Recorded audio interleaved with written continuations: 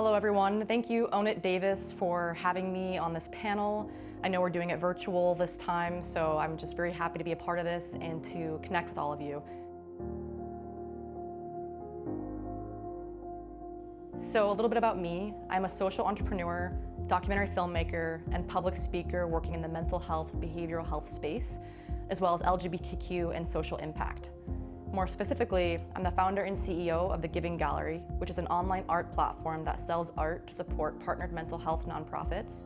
And I also work as a research specialist for the Center for Applied Research Solutions, working across state and federal grants supporting mental health and behavioral health grantees. And as a documentary filmmaker, I specialize in making short documentary films to promote youth mental health programs, specifically youth psychosis, schizophrenia, suicide prevention, and LGBTQ awareness in the mental health space. I'm actually working on a documentary film right now on a tiny home building project in Oroville, California. The Camp Fire, or Paradise Fire as some know it, occurred in November 2018, and really trying to help raise awareness about tiny home living and rebuilding the lives of those who have lost their home to a natural disaster like a wildfire. And then as a public speaker, I'm really passionate about promoting mental health awareness, reducing stigma, how do you recover, how do you find inspiration, and what are those innovations out there, what are those lessons learned, and particularly thinking about strength-based mindsets and how we can be there for each other and think innovatively and creatively about outlets, coping, and really how we can share stories about what we're all going through. And really my passion for mental health began with my own story of going through the psychiatric hospital system and learning from the inside out how the system works as a patient. And when I was discharged from the hospital, I re-entered college, I graduated from UC Davis, and I kind of got myself back up on my feet. And then I decided to dedicate the rest of my life to mental health, behavioral health, and social impact causes. And then what do I do outside of my work? I love mountain biking, rock climbing, snowboarding, scuba diving. I love technology, and I'm a total gearhead, so I love tinkering with different tools and technology. And then I'll also add that outside of work, I love to hang out with my family. I was raised in quite an entrepreneurial environment, so my parents would always encourage us siblings to think about how our emotions and our passions drive our interests and drive our lifestyle, and how can you build a career pivoting around that passion. So my younger brother works in Homeland Security and criminal justice, my older sister works in tech education, and my mom and dad are entrepreneurs working around the world with clients on diversity, leadership, customer service. They both have a background in Disney.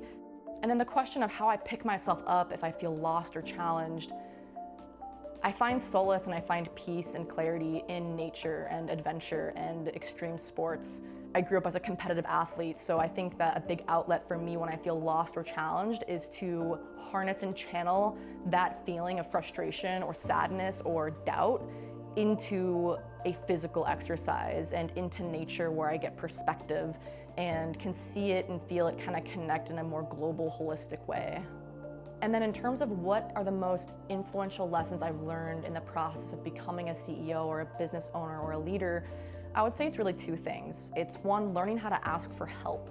Learning how asking for help is a sign of strength. It's a sign of knowing that we are stronger in numbers and stronger in our individual strengths and skill sets. We can't do it all. So to let go of that control or that perfectionism.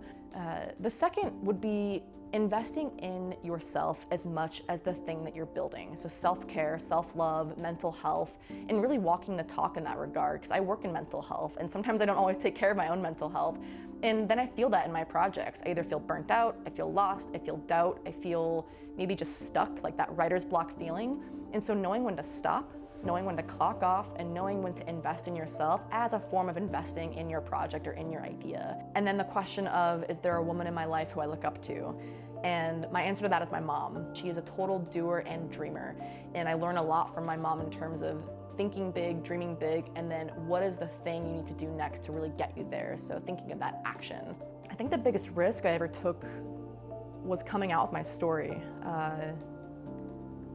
Going through psychiatric hospitalization, coming out as gay, and exploring the relationship between those two.